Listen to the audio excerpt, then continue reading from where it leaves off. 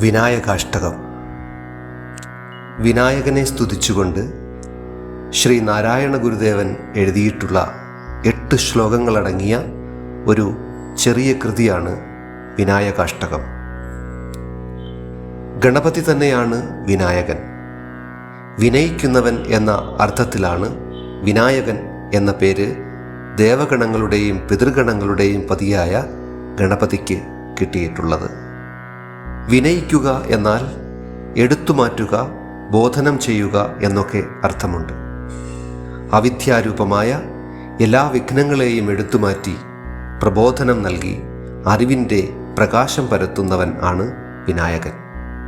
ഈ അർത്ഥത്തിലാണ് ഏത് കാര്യവും തുടങ്ങുന്നതിന് മുമ്പ് വിഘ്നങ്ങളെല്ലാം നീങ്ങി ശുഭ പര്യവസാനം ഉണ്ടാകുന്നതിനു വേണ്ടി വിഘ്നേശ്വര പൂജ ചെയ്യുന്നത്. ഓം ശ്രീ മഹാഗണപതയേ നമഃ. നമദ്ദേവവൃന്ദം ലസദ്വേതകന്ദം ശിരശ്രീമതിന്ദും ശ്രുതശ്രീമുകുന്ദം ബൃഹച്ചാരുശുണ്ഡം സ്തുതശ്രീസനന്ദം ജടാകീന്ദ്രകുന്ദം ഭജേഭീഷ്ടസന്തം. കിലദേവഗോത്രം കനത് ഹേമഗാത്രം സദാനന്ദമാത്രം മഹാഭക്തമിത്രം ശരശ്ചന്ദ്രവക്ത്രം ത്രയീഭൂതപാത്രം സമസ്താർത്തിതാത്രം ഭജേ ശക്തിപുത്രം. ഗളധാനമാലം ചലത് ഭോഗിമാലം ഗളാംബോധകാലം സദാദാനശീലം സുരാരാധികാലം മഹേശാത്മബാലം ലസത്പുണ്ഡ്രഭാലം ഭജേ ലോകമൂലം.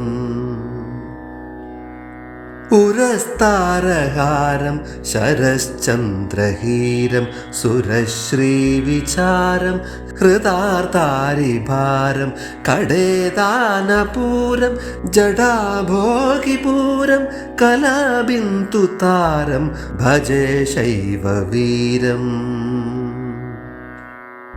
കരാരൂഢമോക്ഷം വിപദ്ഭംഗദക്ഷം ചലത്സാരസാക്ഷം പരാശക്തിപക്ഷം ശ്രുതാമർത്യവൃക്ഷം സുരാരിദ്രുതക്ഷം പരാനന്ദപക്ഷം ഭജേ ശ്രീശിവാക്ഷം.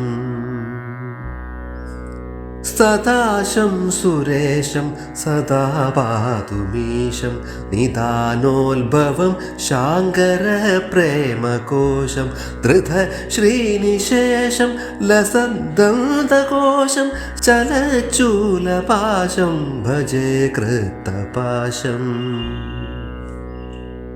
തഥാനേകസന്തം സദാദാനവന്തം ബുധശ്രീകരന്തം ഗജാസ്യം വിഭാന്തം കരാഗ്നീയദന്തം ത്രിലോകൈകവൃന്ദം സുമന്തം പരന്തം ഭജേഹം ഭവന്തം.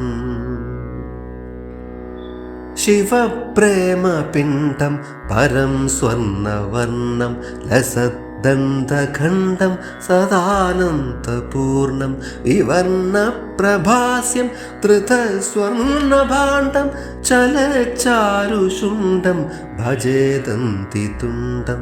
വിവർണപ്രഭാസ്യം ധൃതസ്വർണഭാണ്ഡം ചലച്ചാരുശുണ്ഡം ഭജേ ദന്തിതുണ്ഡം ചലച്ചാരുശുണ്ഡം ഭജേ ദന്തിതുണ്ഡം ചലച്ചാരുശുണ്ഡം ഭജേ ദന്തിതുണ്ഡം. ഇതി ശ്രീനാരായണ ഗുരുദേവകൃത ശ്രീവിനായകാഷ്ടകം സംഭൂ.